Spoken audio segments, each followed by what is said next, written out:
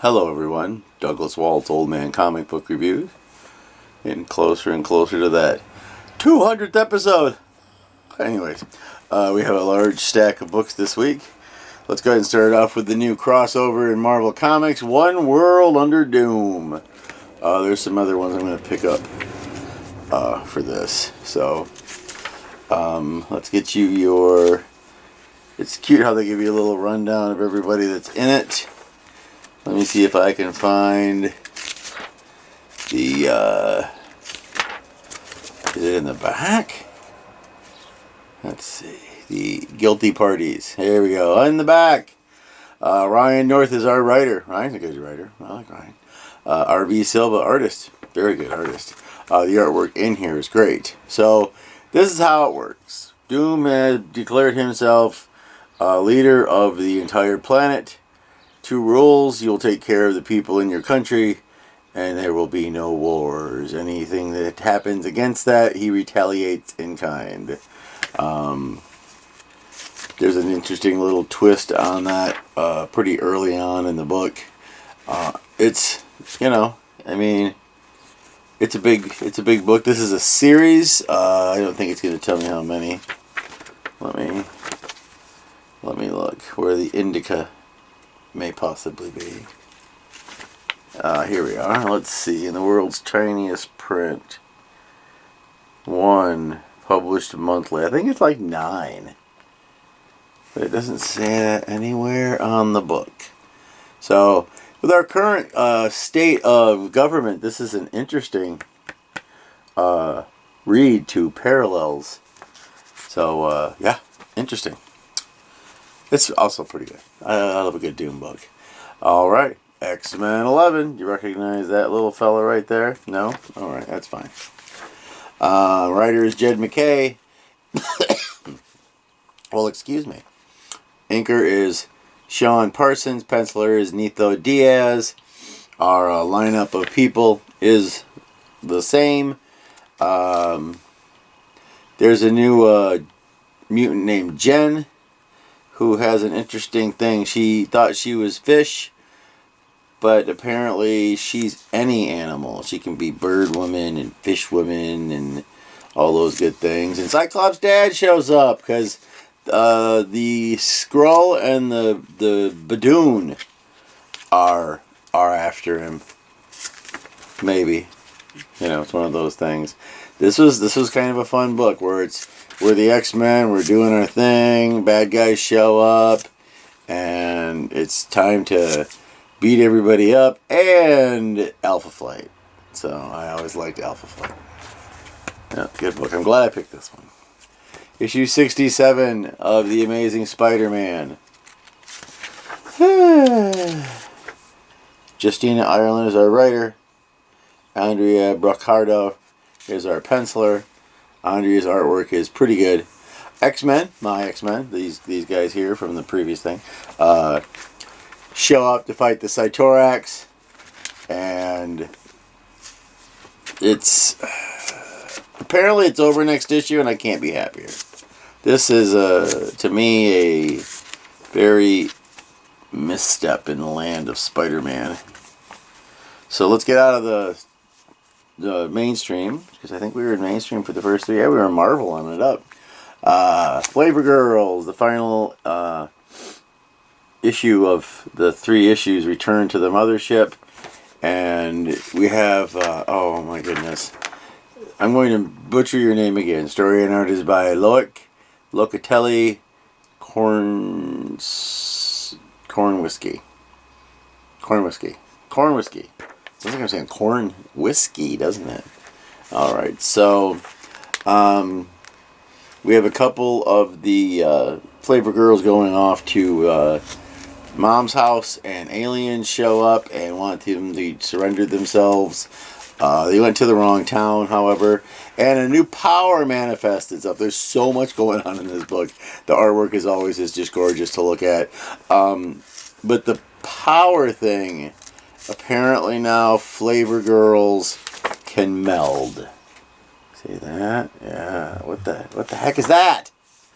That didn't happen in the last series at all. So I hope that's not a big, huge gap between this and the next little arc, I'm going to need more Flavor Girls. Flavor Girls is an awesome book. You should run right out and get it. Alright, Heat Seeker Combustion. They call it a Gun Honey series, but Gun Honey's not in it, but you do get covers like that.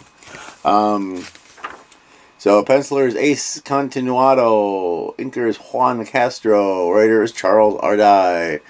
And there is a little girl who has deadly stuff in her. And Heat Seeker and her friend, who we discussed last time, the one with the superhero, because she's like she doesn't feel pain and she's really strong, and she's also a comic book nerd, which is really funny that she's that much of a comic book nerd. And of course, because it is this, there is a inordinate amount of naked, but we're all fine with that. Yeah, that's fine. So yeah, this was it's pulp.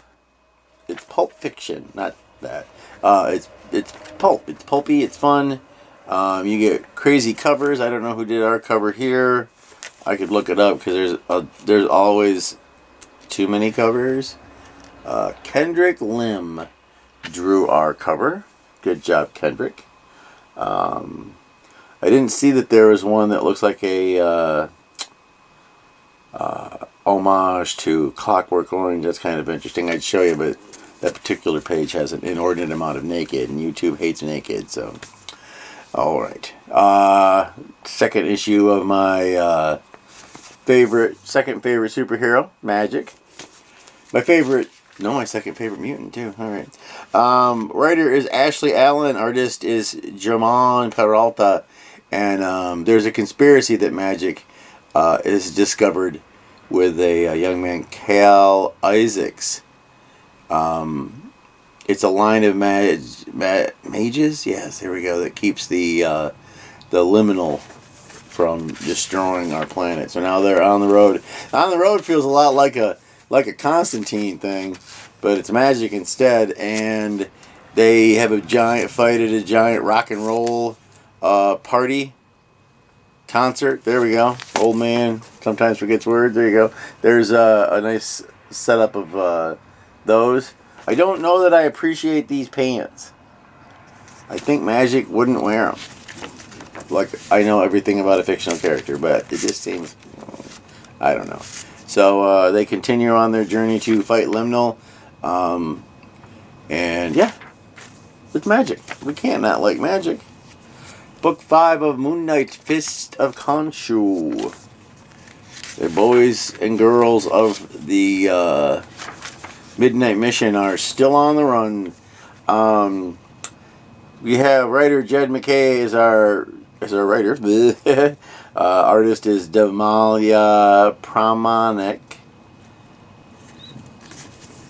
I'm so sorry, I destroyed your name. When last we left Moon Knight, he was going to fight Fairchild in the ring. Shirts off, kicking each other's butt. And there's a really great thing about Fairchild that we never once, I didn't guess it. So, I think that it's probably, I can't tell you. I'll tell you what, I'll tell you next issue. Because if you're reading this, and you haven't gotten to your stack yet, I totally understand not getting to your stack. Okay? Alright, we're going to wrap it up with number 2 of Aquaman, the new Aquaman series. You always want to do Aquaman. No, not Aquaman. But the number 2 is very interesting in a comic book. It either is awesome or it's not. Writer is Jeremy Adams. Artist is John Timms. Art, by the way, is gorgeous. When last we left Arthur, he jumped through a gateway to find out where Atlantis had gone and wound up in a terrible place. It's not good. It's icky. It's fine that he has the beard. He's had beards forever, so I don't mind about that. The alternate reality that he's in is weird. Runs on blood and Just look at this. Look at this. Look at this. Look at this. You see that? Look at that. Look how nice that looks. And he very much is a Aquaman's playing Aquaman like a monarch. He's there to destroy her. And apparently now he's found out he's part of some sort of prophecy, and Arion of Atlantis is there as well. I haven't seen Arion in forever. So, a nice stack of fun-filled four-color fun. Fun-filled four-color fun. I'm counting Flavor Girls as a superhero book. Just in case you want to know. Dr. Doom is not a superhero, so I'm not counting it. He thinks he is, but he's not. So I've got 2 for the non-pile. And 1, 2, 3, 6 for the superhero pile. So superheroes win again this week. Already had it up like I was kicking you out. You see that? Whew. Alright, so we discuss all the time that you should read a comic book. You should absolutely read a comic book. There's no reason not to. It's good for you. It's reading. Reading is good for your brain. Plus, and I know we've mentioned this before, the way that comic books work is the panels, the white space. Even when there's not white space, it's still white space. A panel is a panel. I don't care if it's a black line or a white space. It takes you through to the next panel, so it serves a purpose. It has its own little storytelling arc in it.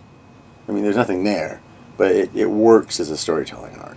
You know what I mean? Sound confused? Good. So am I. So it's good for you. It makes your brain work. Brains are a wonderful thing to have. So yes, go to the library. Go to your comic book store. Rummage through the 50-cent bins. It's only February, but May, first Saturday of May is free comic book day. You can go get a stack of comic books for free at your local comic book store. First Saturday of May. I was just thinking about whether or not I wanted to run down the titles of what they're doing this year. I might, if I remember to. It's not May yet. It's not May. So there you go. But yes, go read a comic book. Do it for yourself. Make yourself, entertained. Entertainment is a good thing to have nowadays. So, and it's rather inexpensive for entertainment. Comic book. Let me see. What do we got here? $4.99. $4.99 for a comic book. That's cheaper than a movie ticket. Yeah, that's cheaper than a Starbucks. I don't know that Starbucks is entertainment though. It's coffee, so coffee is a important thing to have. Even if I don't drink Starbucks, but it's an important thing to have. So you might want to consider this as a inexpensive form of entertainment. It's cheaper than Netflix, although this whole stack ain't cheaper than Netflix. But luckily, I go to Fanfare in Kalamazoo, Michigan. We get a discount. We give them $5 every year. Here's your $5, Fanfare, and they take 20% off of all new books. It's a considerable savings when you consider that $4.99. But if you take it's like 98 cents off. So that's pretty good. It's almost $1. And some of the more expensive books like Flavor Girls is $7.99 because they're bigger books and it's an independent. A number of reasons, worth every penny, $7.99. But we get the 20% off because we get it when it's new. So you're looking at $1.60, not really $1.60, $1.58 off of $7.99. So all of a sudden it's not a $7.99 book anymore. See? Yeah. Check with your local comic book store and see if they do something like that as well. A lot of them do. Because they want to keep you coming in and keeping the store open for you and for them. I imagine running a comic book store is hard. I'm not sure, but it seems like it's hard. So, alright. Well, that's all I got. I'll see you next week. Go read a comic book.